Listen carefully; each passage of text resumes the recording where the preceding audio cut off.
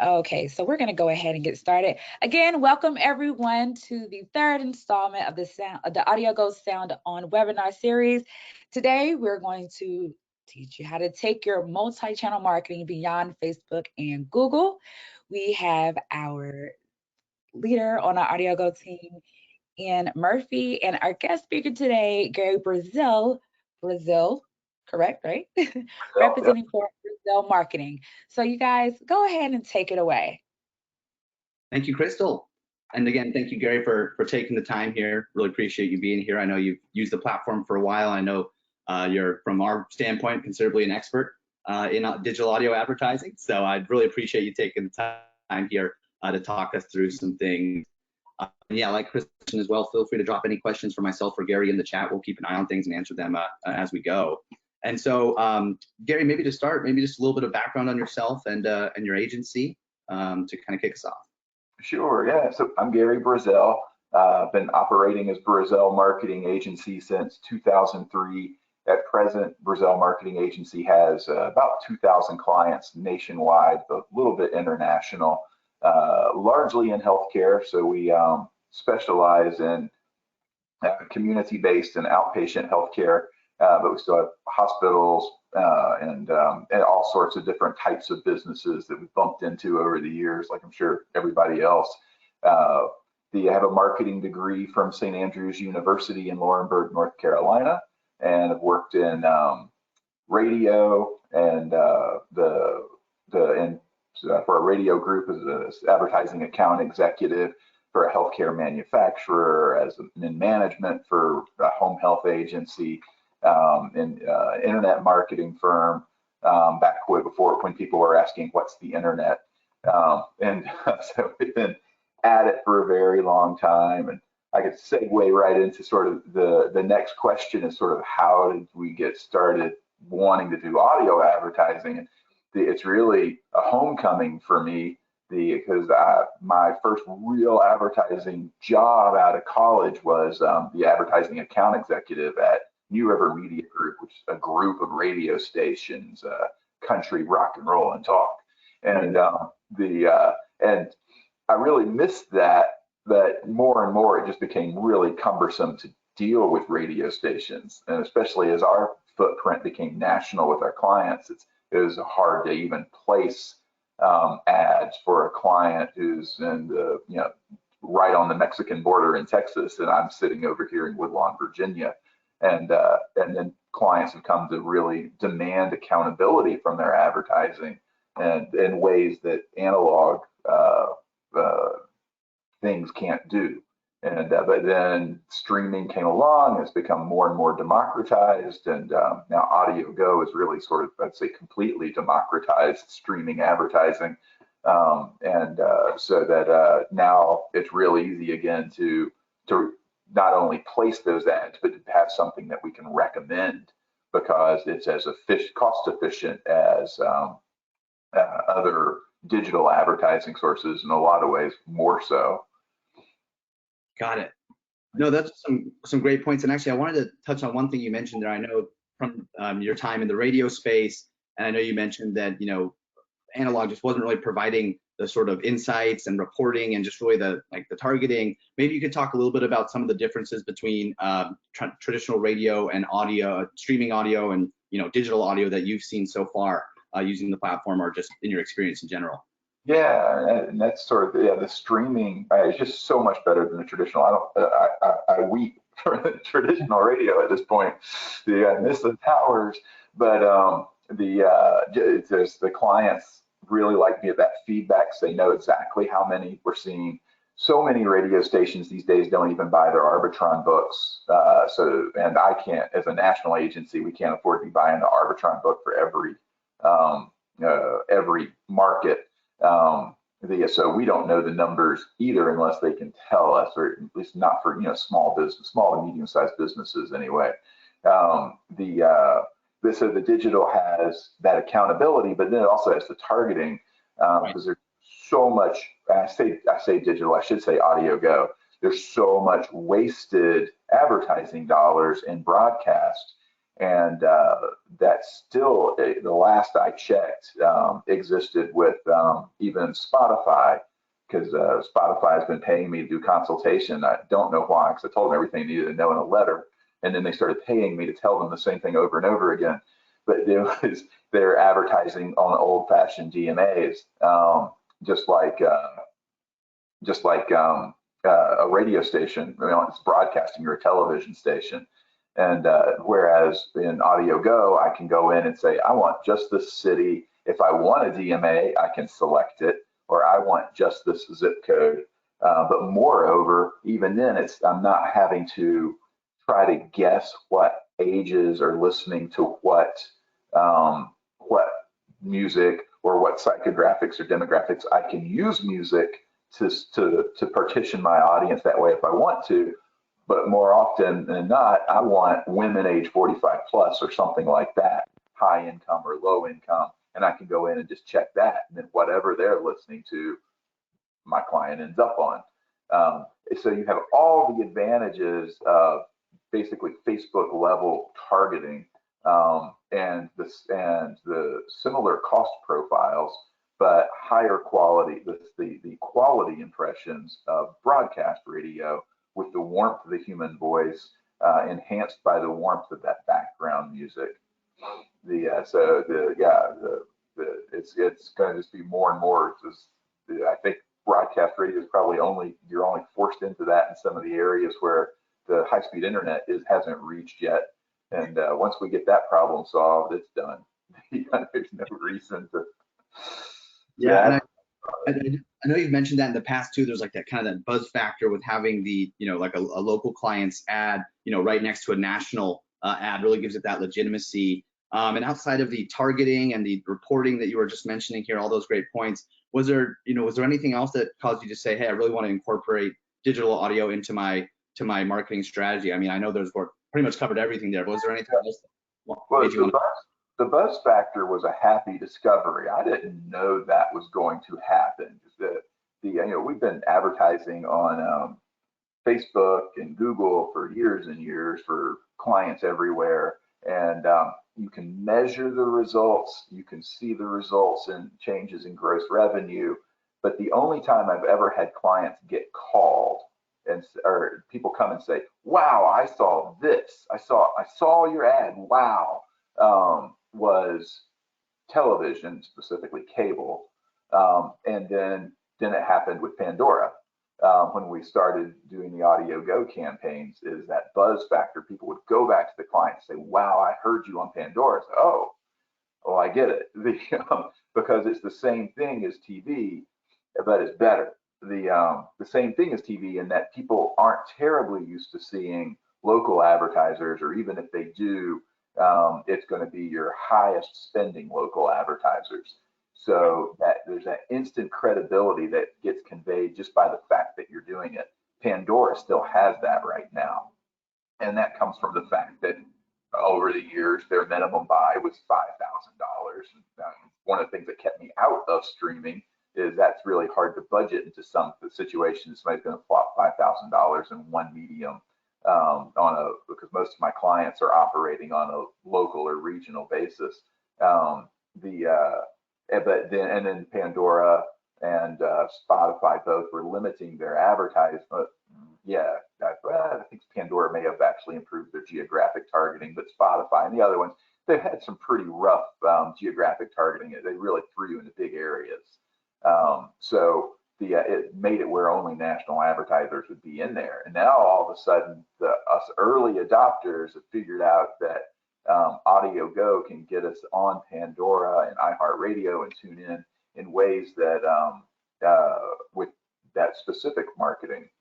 But it's better than TV. So it's like TV in that buzz factor. It's going to be short-lived, because more and more people are going to figure out that this is available, and soon they'll get used to hearing small advertisers. They'll be like, Facebook again. Yeah, it works. Yeah, it's a good value, but the buzz factor's gone. So now is the time to cancel that Facebook budget and move it over to Audio Go 100% for a lot of different types of businesses. I mean, there's some caveats in there, but a lot of times, if you have a brick and mortar location, you probably pretty much need to move over to out of Facebook and over to Audio Go.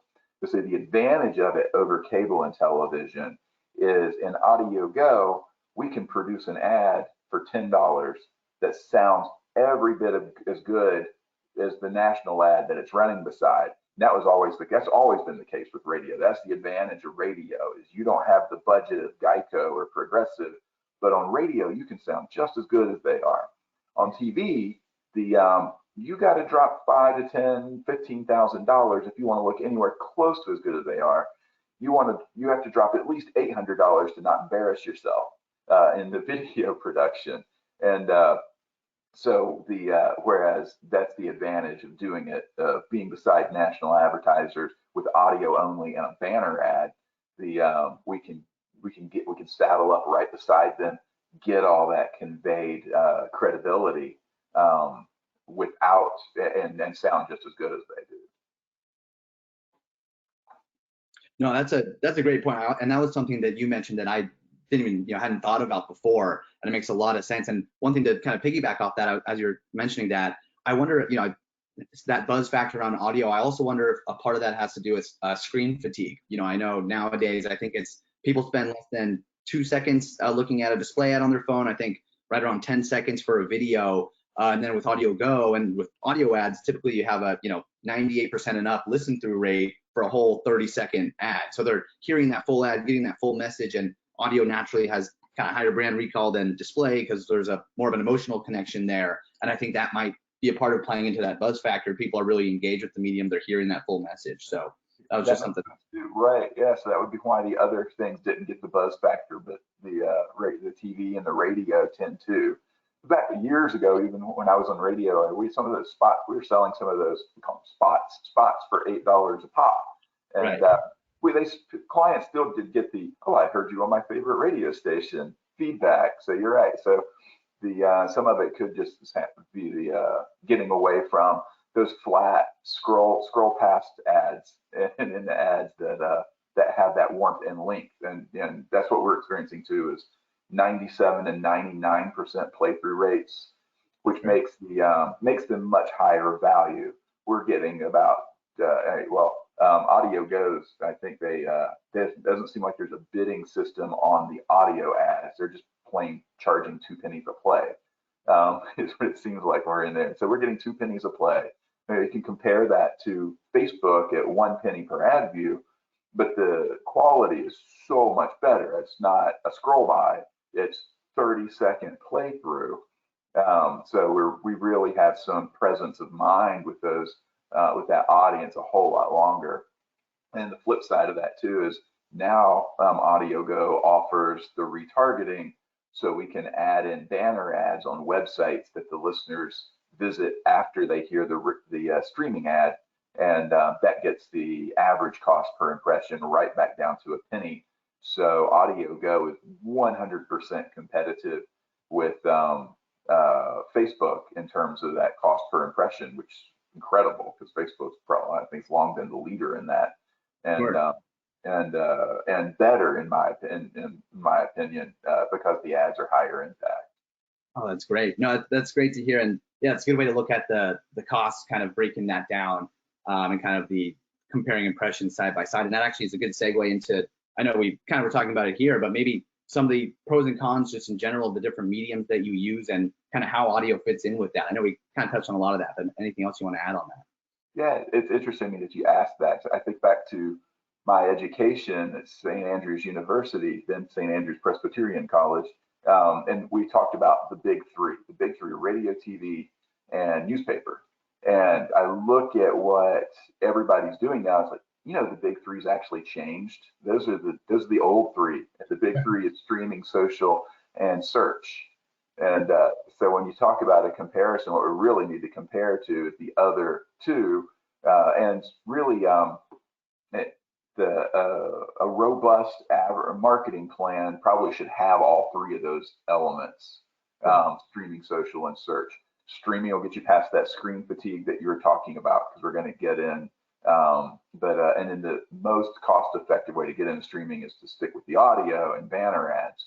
But Search, of course, like SEM, search engine marketing, paying to get on the top of Google, and through Google Ads and the other various ways that you can do that, it does deliver the fastest return on investment, because you're putting your ad right in front of somebody who's looking for that service or product in that moment. So of course they're going to click through and buy. What search can't do, and so why you have to go to the other things, is search really isn't going to build a reputation in the community. Not fast. Not as by getting you 1,000 customers or getting you a bunch of customers over time, but you want to build and maintain that community, that reputation, build that brand value. You have to get away from pull advertising and get into push advertising, which is advertising that inserts itself into what somebody's doing, even if they're not looking for you. And then we're back to social and streaming. And the social was the advantages of a very good cost, but and some of the advantages, somebody wants the click-through capabilities.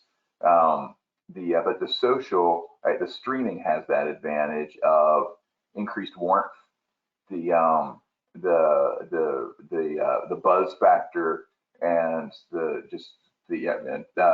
and the other thing too is that when we talk about social, for me in healthcare marketing, Facebook's pretty much it, because it's the only one that will let me define my audience by age, and all the others are pretty darn young for if you're selling healthcare, and they're also and then they don't really let me segment anyway. The one thing, if they would let me say I want women age 45 plus, but they don't. Whereas AudioGo will. And then so when we're stuck with Facebook, we're also having to deal with the mercurial nature of Facebook. With the past 2 years in the SWOT analysis of Brazzell Marketing Agency for Brazzell Marketing Agency, we've continuously identified Facebook as a threat and not an opportunity or a strength. 25% of our revenue, or 25% of the salaries that people get paid around here comes from activities that we're doing with Facebook. And the past year, in 2021, we had 49 ad accounts shut down by Facebook, and 48 of them were restarted a week later just because we said, hey, could you take a look at this? One of them wasn't, though, and we have to do all these workarounds. We follow the rules. We know the rules. We know the rules better than the people over there making these decisions. So it's just a matter of time before they just shut down our whole business account one day because somebody in Seattle doesn't like my haircut. They've at one point literally, we're running an ad for a home nursing company, and they literally stopped the ads. Just the ads, not the ad account, said, because we don't support human trafficking. And I'm like, human trafficking, home nursing, okay. And then oddly, they didn't shut that ad account down. They just paused the ad. Like, of all the accounts to shut down, if you thought that was human trafficking. Yeah, but right. The whole detached nature of them with their advertising partners has really caused us to emphasize the fact that we need to diversify our push advertising profile into places that have a better relationship with their advertising partners. So that's actually a big one for us. Sure. I've heard notes as well from other folks. Yeah, I mean, I know, and it's not to say that audio is the complete wild west and there's no rules over here. Of course, there's regulations and rules and all that. But to your point, yeah, there's much more scrutiny, and things are getting fairly complex on some of these other platforms. But yeah, also like you mentioned as well, though, I think these are all really important channels. I like this search, social, and streaming. I think they're all very important. I absolutely would not recommend to completely forego one, but that's where I do think, like you mentioned, audio is a great fit into there, kind of for the push marketing versus the pull side of things. And we also look at it as, like you mentioned, search. These folks are directly searching for that. But of course, the further up you go on the funnel, we also still need to drive traffic downward, right? So, and I think it naturally does that and more. So I think that's those are all good points about that. And then next question here, really all about the kind of turning towards audio advertising specifically, and even AudioGo. And I know we kind of touched on it briefly, and I know you mentioned shifting budget away from Facebook. I know that's something that's worked for you in the past, so maybe you could speak to that a little bit more, but also just in general, what kind of have been the benefits for your clients using AudioGo and using audio advertising in general? Yeah, so our cleanest experiment, so a lot of these are hard to measure if you're really being honest with yourself, because a client will come to us and we'll say, you need search, social, and streaming, and we'll hit them all three at once, and they're judging us, not the individual media, and saying, well, yeah, we're up 30% or whatever it is, we've doubled, which happened, but direct mail, we had a great one where it was a clean experiment, which we do with this particular client a lot. Years ago, we canceled all of their newspaper advertising. It was a local brick and mortar business, and we pumped it all into Facebook. And after we had accumulated an average of 12 impressions, their gross revenues popped up 8%. So I said, okay, good. It was same exact budget, and all of a sudden we're growing faster, and it grew a little higher and higher, and it kind of leveled out. And then here, I think it's early in the development of AudioGo, it seems like, because you guys have come out with so many more things since then. We said, okay, let's cancel all Facebook and throw all that budget into AudioGo. And I was surprised at the speed. Nothing else changed with their marketing. Nothing else changed in their market, and their gross revenues spiked up 30%. At the point that we had only accomplished 3 advertising impressions on average with how many ever 1,000 people that we reached. And the standard thinking in advertising, especially in print, is it takes 12 advertising impressions to change the behavior of a consumer. And I 100% see that in Facebook. So we always see, we got to get to 12. And people keep saying, I'm not seeing any results yet. I'm like, not at 12 yet. But in AudioGo, it's real interesting that we didn't need 12. And then we continued to see an increase and a level out like we expect with these sorts of things. Now, if we want to grow the business, we've got to increase the budget. But the AudioGo accumulates repetition differently than any other media I've ever worked with. And I think because so much streaming is a companion media versus like in companion media at work. So you could see that in one day we've reached 1,000 people and we've got 3,000 impressions. The next day we've reached 2,000 people, I've got 6,000 impressions. And so you can tell that those 3 impressions that they're getting are usually in one sitting. And apparently that's one sitting, 30-second commercials with the warmth of that human voice, and we're changing the consumer behaviors fast. So in that sense, I say search is fast, but in that sense, AudioGo is pretty fast. That we got results after only 1 month, because I really expected it to take 3. Sure. Yeah, and that's the norm that we find elsewhere. So that was one of the benefits. And so I think it's been so it's everything that we talked about in addition to that, but that's the one that we hadn't talked about. I also think it's really impressive that we didn't increase the budget. In a lot of ways, we decreased the budget because I charged them more and gave you less compared to working with Facebook, because there's a little bit more back end stuff that we got to do. So we actually put less into the advertising. We got a bigger bang, not much bigger bang. Oh, that's great to hear. And yeah, I know that's a story we've talked about, and I always like hearing that. And it's great that you track things so closely with your clients and that you are able to see that lift, because I know some folks have a tough time tracking, which is definitely a question I want to ask you in a moment. But to go back to what you mentioned as well, I just wanted to, Nielsen did a study, and I think a big piece of this too is compared to display, audio has I think it's a 24% higher brand recall rate, and overall I think it's can lift brand recall by about 80%. So that might kind of some stats behind what might be playing into that success there. It's always a great story to hear. And then yeah, really, I mean, I know we're getting closer to time here, but just one last piece is really the best practices. Maybe you could touch a little bit on what are the key components to having a successful campaign, and maybe some things people should avoid, and how do you go about tracking accurately? Any notes around that would be great. Yeah, so yeah, sort of continuing what we were just saying too, one of the best practices, you had a nice lingo for this, and I've since forgotten it. We always say measure change and rate of growth. Measure change and rate of growth. Don't tell me how many. I don't care how many people told you they heard it. Honestly, or who got you more clicks or who got you less clicks, and what this program says people did your contact forms and your this and the other. It's like, in the end, did you make more money? Right. And or something along those lines. Yes, some proxy for that. And that really is the best practice. And so many of them, I get that this is a constant conversation. I'm trying to talk my clients down from. Our receptionist asked how they heard about you. And it's like, well, that's always going to be search, because that's the last thing they touched. And when I'm 50, when I got into marketing, we always say that's always going to be the phone book, because that's the last thing they touched. They don't, and people don't. There's some interesting studies. People don't remember how they learned a brand.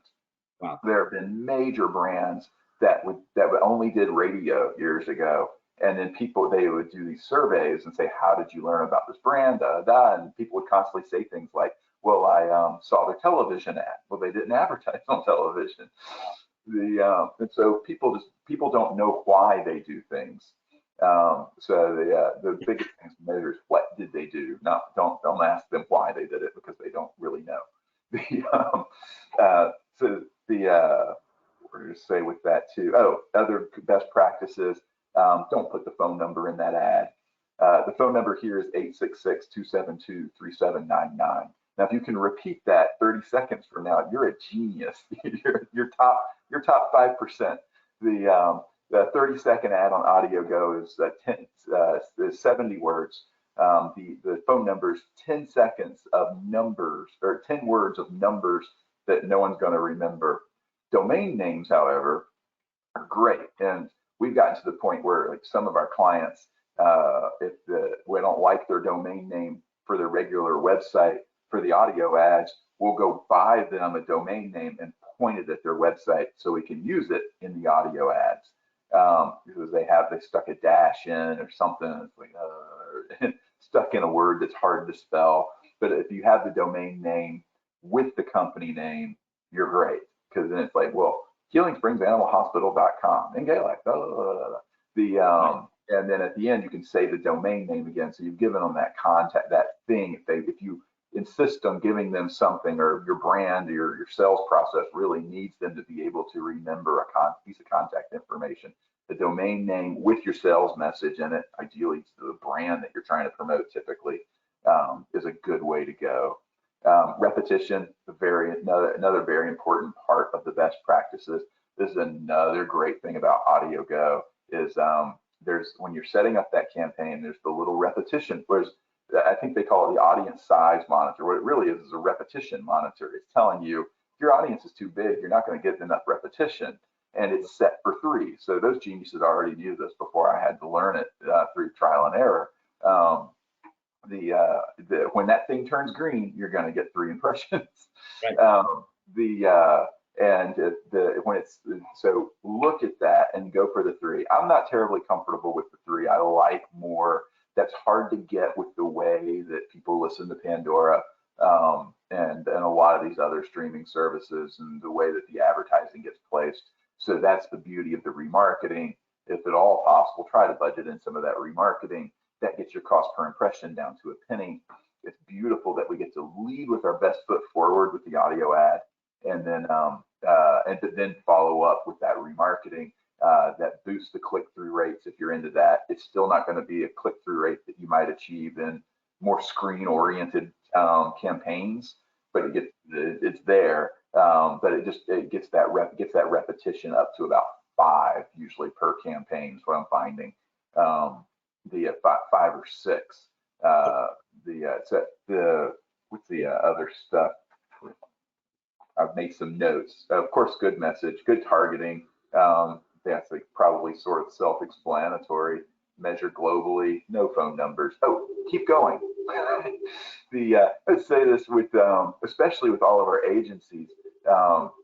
One of the things I used to do that made me poor when I was young is I kept reselling. I'd go to a client and say, hey, buy ads for the next 6 weeks. And then 6 weeks later, I'm going to come back and sell it to you again. What a horrible plan that was. They should be, if you do, once I sell you on audio advertising, On Audio Go, it should be, if you're going to do it, it's a standard part of your marketing mix. You need to be constantly advertising to maintain, to grow in the community, to maintain what you've got. So it needs to be sold as a recurring campaign, for the agency to their perspective. And you'll find that they just consider that a normal part of the thing. And then for the next 5 years, they've been advertising constantly, which is great for you because you're not constantly reselling. You're actually thinking about more ways to help them. And that you have renewals, you go in and study the stuff and tweak and learn and improve and occasionally go back to them and say, I think we need to do a big switch. But you're not constantly, and actually you find that half the time when you sell every 6 weeks, you get a lot of no's, or I'll check me again in 6 weeks from now. But when you sell in recurring contracts that bill on a recurring cycle, I find it's actually hard to get them out of it, because we're going through our phase now where I'm going around everybody going, ditch Facebook. We got to do this now. Buzz factor's high. And they don't. It's people are just anything. I've been ditch SEO. I've been going around saying ditch SEO. SEM's getting higher return on investment. And once you get them in that recurring contract, they stick with it, which is better than the off and on business. So that's another goal. Just top practice is sell recurring contracts, because it makes them have better marketing campaigns. Got it. Well, that's a lot of great information there, not only just for our agency specific folks on the call on how to really continually sell through to clients with audio, but also I thought you had some great pieces there. What was it? How you mentioned to have audio be a part of the campaign throughout the year, for years to come. And that reminds me of, there's a quote there, right? What is it? That's trying to save money on advertising or stopping your ads is like trying to save time by stopping a clock, right? You gotta keep things going, right? Which this makes sense. And then the other piece I really liked about the domain name, I know that's something you mentioned before. If it's not even just the actual URL of the client, but going out and getting a domain name that reflects their business name. And I think one thing that you're doing there that's sort of great is, it's like you mentioned, you're reiterating the name of the business. It helps the listener remember the name, and the actual call to action is essentially the business name itself. Plus, it's a unique URL that you can then track results to. So I think that's a really good best practice that a lot of folks should understand, because really with audio, we want the call to action to be memorable, something easy, memorable that they can go back to. Because again, like you mentioned there too, Gary, that last mile traffic is always, oh yeah, I went on to Google or something like that, right? But really the cause of the action was something else. So I think those are some great points. And so yeah, I think that was most of the topics I wanted to cover. We do have some great questions from folks, Gary, that I'll pass your way here. Oh, Crystal, yeah, please, if you want to read off some of the questions. I think there's a couple directly for Gary. Yeah, Gary, so we have some questions here from our audience. So the first question is, Gary, what do you think about using every door direct mail in conjunction with audio advertising? Well, I would say this, whether it's being paid or not, I think audio advertising makes every other advertising better, just period. We go back to search, so you're looking at a list of 10 results. You got to pick one. And so how do they decide which one to pick? They're gonna pick a wild card, and they're gonna pick two that they know. The same thing happens in their mailbox. There's a ton of stuff in there, and which one has credibility is going to be the one that they've heard before and the one that's had some emotional impact with them. And the beauty, that's brilliant actually, when they talk about every door direct mail, the beauty of that is you can target by zip code with both. And then you can do that depending on the value, the individual sell value of what you're selling. You could even buy a mail list and really narrow that even a little bit better. You could buy a mail list if you're segmenting by age or gender or something, and then turn around and do the same thing with your audio streaming advertising and be even more likely to get overlap. That's a really good point. Yeah, thanks for that. That makes a lot of sense. The dual zip code targeting, that clicked for me when you mentioned that, so that makes sense. I think there was another one there, Crystal, I think. Yes, we got one from Ann here. So in your Facebook example and moving budget to audio go to draw your Let's see, success conclusions. Did you have any special tracking, or did you cross compare traffic from AudioGo with Google Analytics? Can you further explain your tracking practices for this example? Yeah, I throw out a lot of that stuff, you know, the because we don't really practice the idea that the human mind works that way, and a lot of that, some of that stuff is more designed to sell ads than to make the advertiser more profitable. Um, our primary tracking is we pick some measure of gross growth, and then we run experiments as if they were medical experiments. The advertising is the medicine, the business is the patient, and everything in between is just data in between. So it was that one was just plain cancel Facebook, start AudioGo, and we're always measuring their gross receipts on a monthly basis, and then their gross receipts had that up to that point that year we're up 5% over the previous year. I probably should have said that. So the AudioGo was probably only responsible for 25% of that 30%. But then all of a sudden, boom, we went up 30%. And we stayed up 30%. And there was no other change in the market to explain it. So I could have said, oh yeah, I think, and matter of fact, I think our website traffic went way, way, way down because Facebook gets a ton of click-throughs and audio doesn't. And we didn't do any retargeting out of the audio ads at that time because it wasn't available in the platform at that time. That particular experiment was strictly audio.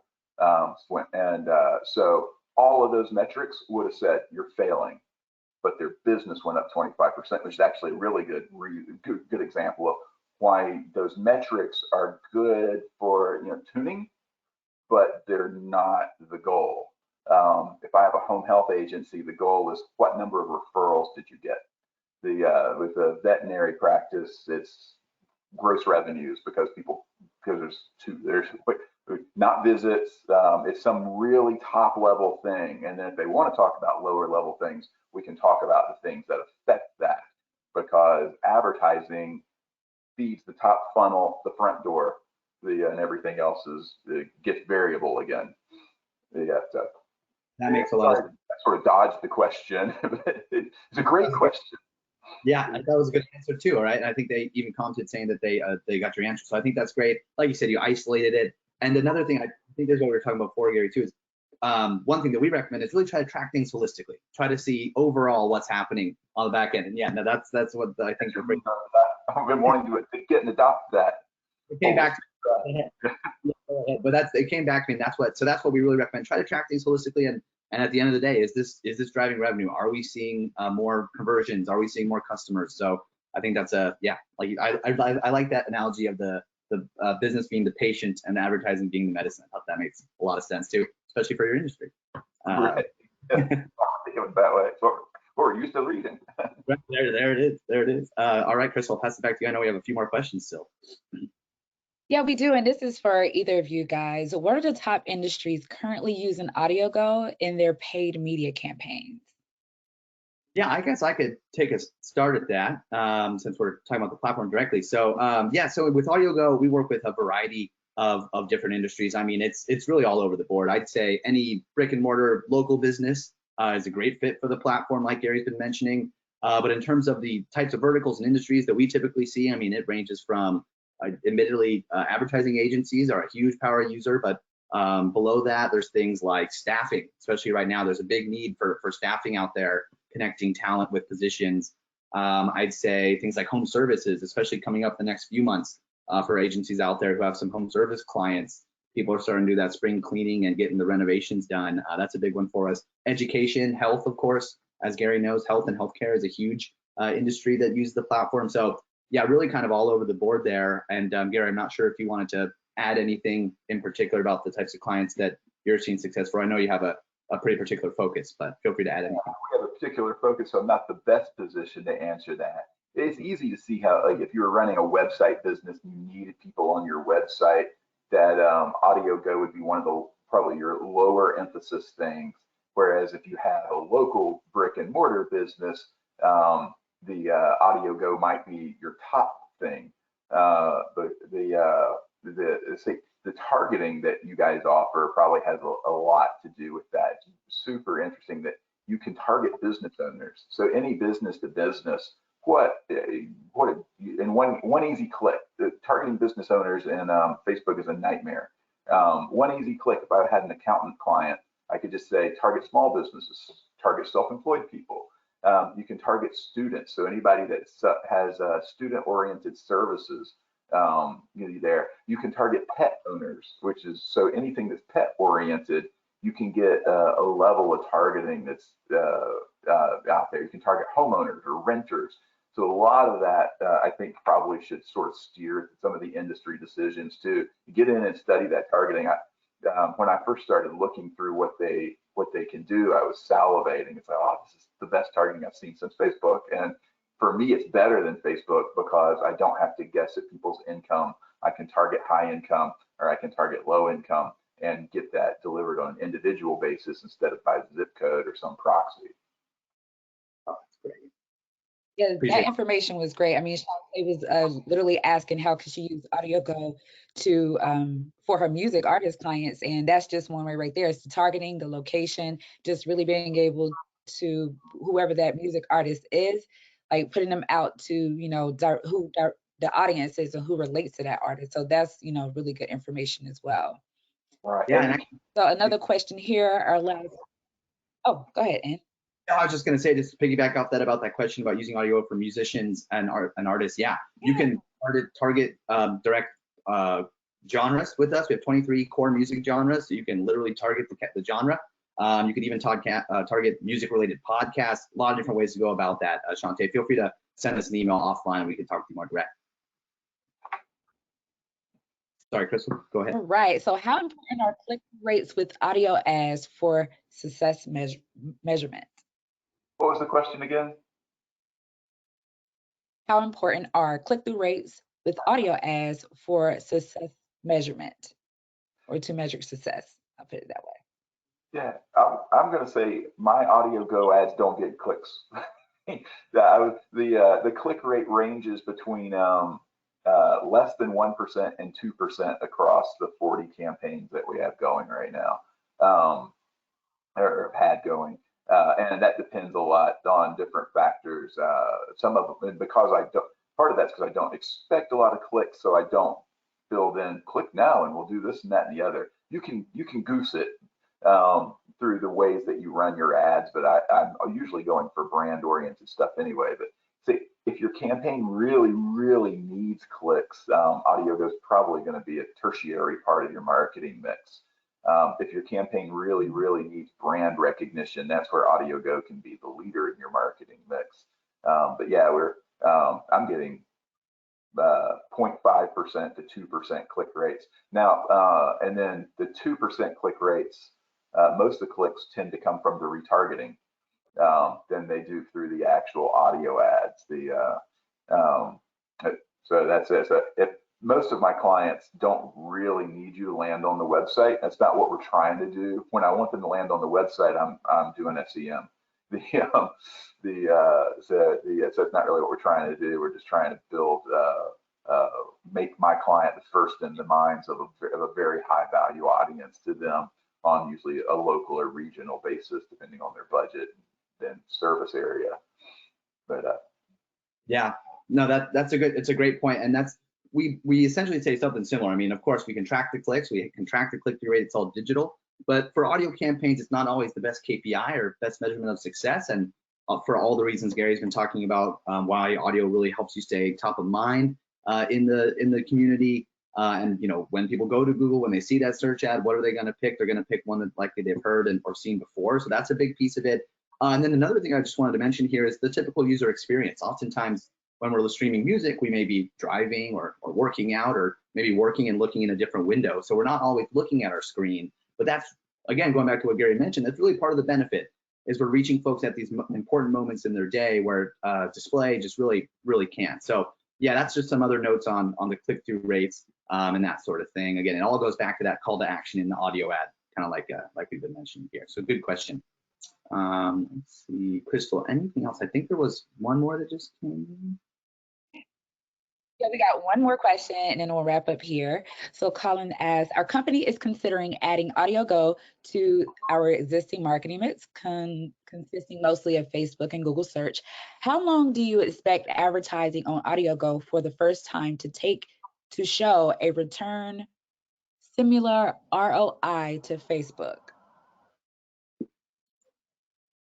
Yeah, I guess you mentioned something about that. Yeah, go ahead, Gary, please.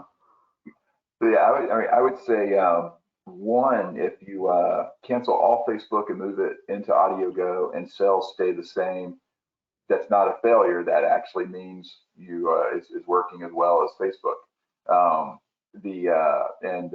You can, depending on how long you've been in Facebook, you can have some trickle effects out. But it's with us. It's been more about how long it takes us to build the audience that's big enough to make the difference that ends up being measurable in our holistic measure. And that's going to vary by business. But so for us, it took a month. but that's all going to vary because the budget was what it was, and we had a 3 repetition frequency of 3 on day 1, and we had a frequency of 3 on day 30. Because as it built the audience, it built the frequency stayed the same. Everybody heard it 3 times in one day. But at the end of 30 days, that was, I think, the tipping point was more when we had enough people who had heard it that it made a difference in that market. So it's going to be a tough. So in one sense, day 1, if your budget's big enough and and your audience is big enough and your delivery hits just right, and you could have thousands upon thousands of people with just the right targeting hear you 3 times, which is way different than Facebook, and way different than when I did broadcast radio, way different than anything I've ever done. But I think in a more realistic sense, people pace their budget out. So it's going to depend on how you stretch your budget out. Yeah, all good answers there. It's really case by case, but one thing we can do on the AudioGo side and from Gary's best practice notes, we can help you build it out as best we can to make sure we set ourselves up for success. So feel free to shoot us a note offline. And I think, Crystal, I think that's everything. Yeah, that's everything. I'd like to thank everyone for coming out. And as a token of our appreciation, we will be giving everyone $100 in free ad credits. Just use the promo code that you see there. Yeah, woohoo! Beyond 100. Again, I'd like to thank Gary Brazzell from Brazzell Marketing Agency as our special panelist today. Thank you, N, our Senior Manager of Business Development at AudioGo, and I am Crystal D. Cameron, a Senior Marketing Manager. So be sure to follow us at AudioGo Ads on Facebook, LinkedIn, Twitter, and Instagram for more information. We will be sending this webinar out to everyone that attended as well, so you can have this in your arsenal. You can use bits and pieces to post on all of your social medias. Again, if you have any questions, you can email n@n.murphy@adswiz.com, and also Gary at results@brazzellmarketing.com. Thank you all for coming out and have a wonderful day. Thanks, everybody. Thank you, Gary. Thank you.